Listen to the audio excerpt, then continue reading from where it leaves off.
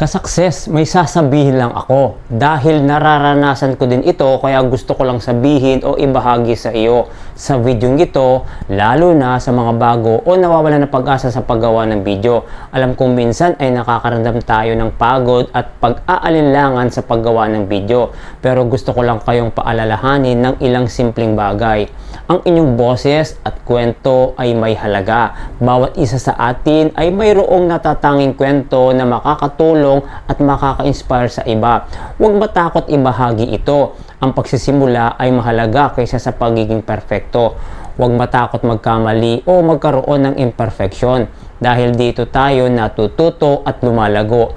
Lagi nating tatandaan ang iyong creativity at uniqueness ang magbibigay buhay sa iyong mga video. Ipakita ang tunay na sarili at ang mga bagay na gusto mo na nakakatulong sa iba. Sama-sama tayong magbigay ng inspirasyon sa isa't isa. Gawin natin ito dahil mahal natin ang ginagawa natin at gusto nating makatulong at magbigay ng saya sa mga ibang tao. Kaya go lang tayo.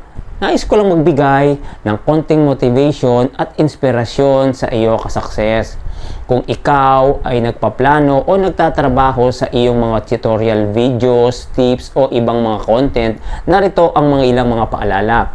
Una, you have a unique voice. Huwag matakot ipakita ang sarili mong boses. Ang bawat isa sa atin ay may kakaibang paraan ng pagsasalita at pagtuturo. Ito ang magbibigay buhay sa iyong content. Pangalawa, start with what you know.